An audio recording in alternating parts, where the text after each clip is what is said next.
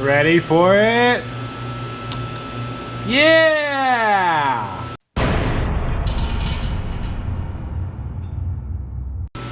Alrighty guys, so it has definitely been a while.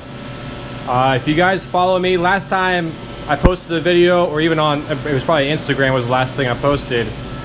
I was machining this guy right here, and it was right when I kind of cut right into my vice jaw right here, and kind of I destroyed an end mill. This one's all good, but I destroyed an end mill, and I had a really bad day.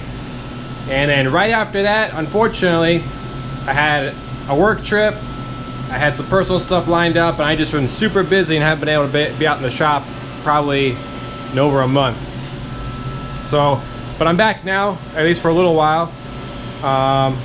So what's going on? Well, as you guys can see, I finished the part that I did. This is, I don't know if you can really see it. It's got a flat spot. It's not supposed to have a flat spot, because that's when I crash it, or not really crash it, but you know, I had some issues with my tooling. Oh, I actually found out when I did that, for whatever reason, when I installed the previous tool holder, I never completely tightened this down, and that was the reason why I had this issue down here. But needless to say, I fixed that. I tightened the heck out of this with the actual key. So I ran through the whole program. I got, I think, 4 or 5 tools that I use. Some of them aren't in the machine right now. So I did that. This is actually based off of a little coaster I got at IMTS, the previously IMTS, and it's actually from Mitsubishi, who makes milling machines. They make a bunch of machines, but the milling machine, they're handing out little coasters, and it had, you know, this ring, and it had drilled and chamfered holes all the way around. I don't know if you can really see, but I decided to kind of machine my logo in the middle, little bear, but it actually decided to restart in the middle of this and go back and pull the 1/2-inch end mill that I had for the face and the top of it. I think that's due to some network issues I had with the Fadal, because everything was going really slow, but I think that's resolved. If not, I will deal with that later. What else? Oh, I got some new swag. I partially did this because I know Mag, they've either rebuilt or built some Fadal machines. There's a survey I did online. I got a free mug, so you know, it's a new shop mug. You can place it anywhere, whatever. But what else? Oh, so you guys just saw too. You guys remember when I brought the machine in, I had to take this vent box off and lay it off to the side so I can get it through the door over here. But if I swim back around, I broke this knob off, which is actually the control knob for on-off. So I bought a new one, or I bought a used one off of eBay. It's actually a little plastic piece that goes right here. This kind of pops in and rotates in. So I have an extra switch. It came with a black switch. I didn't like it, so I just took out the plastic piece that came here that I broke and put it right in there, and then everything works. It's on.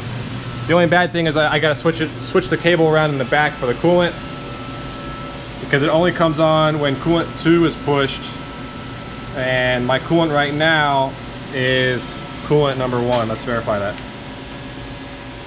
Yeah, maybe. Oh yeah, let's turn that off. All right, so that's an easy fix. That's just a plug in the back. I just got to take, where is it? Oh, right here. These two guys, I got to flip them. So what else? That's fixed. I got to button that up. What else have I done? You can see a new guy in the corner right here.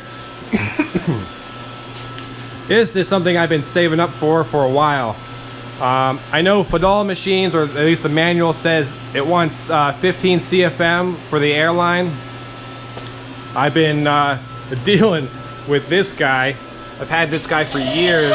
A little sorry about that. Little 12-gallon compressor with an extra 6 gallons up there combined. But this guy only has, what does it say back there? I don't know if you can see it on camera, but 3.3 CFM at 90 PSI. And I've been running it, I guess I got at 100 right now. So I've been having to wait for my tool changes. Luckily, this machine, when you run each tool, after you're done with that tool, it raises up and it waits for you to push, you know, I think it's start to change the tool out. And so this guy's been running non-stop when I run the machine, and I have to wait for it to stop so I can make sure it has enough air for the single tool change. And then each time I'll wait for that guy to stop pumping so I have the maximum amount of air to supply for the tool change. So with all that, I got that beauty over there. It is a Quincy, I think it's 5 horsepower, 60 gallon. You can see the specs right here. I just took it off the pallet. It's on a huge pallet right here, taking up a whole bunch of space with the wooden sides and everything. But got that set up. It's on pads right now. I gotta do the wiring. So there's gonna be a video coming out soon of doing the wiring for this.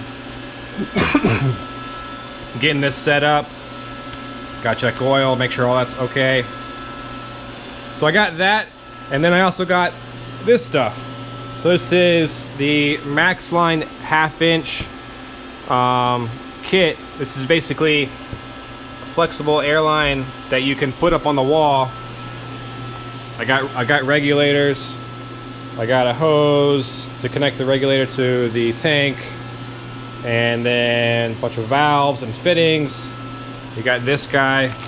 This is going to be at every drop. I'm going to have this guy.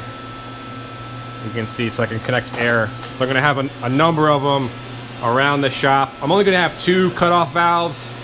Probably one for this side of the shop, and then one for this side of the shop that's going to go over here and connect everything else. I'm going to use those other 2 tanks. I'm going to turn that compressor off, and I'm going to just have that be a storage tank and that one up there be a storage tank.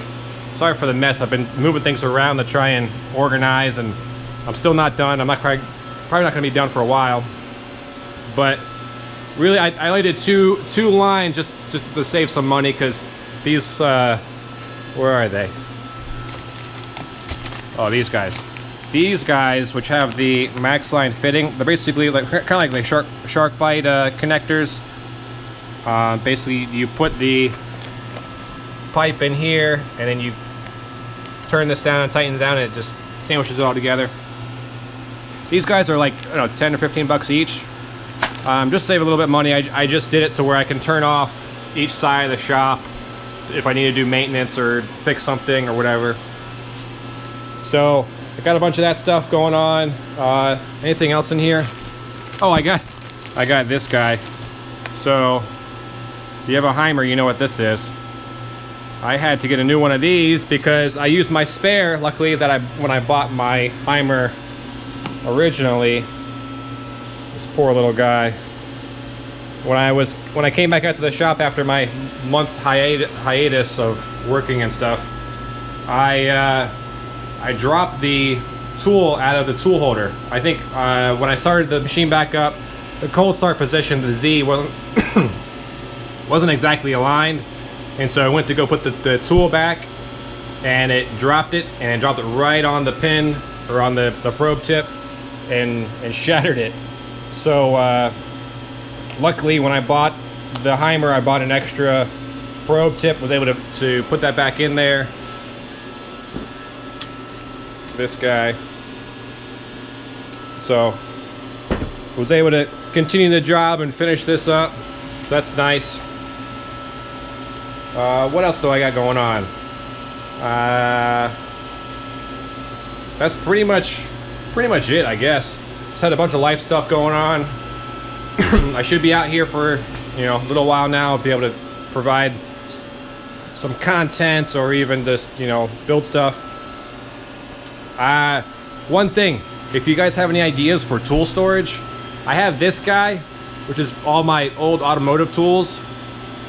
I'm looking for something to put all of these things in, the tool holders, collets, I got soft jaws, I got the Heimer, I got all this other stuff like my gauges, Mitutoyo, my mic, bunch of stuff that I have sitting on the countertop that I want to get off and store away somewhere.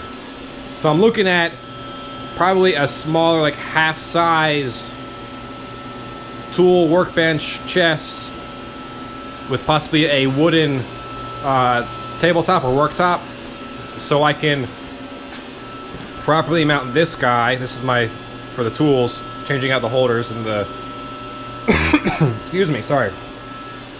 So I want to be able to mount that on top of whatever workbench I have, as well as I want enough room to be able to maybe have a small workspace, but also be able to put a surface plate on one side. So if you guys have any ideas, let me know.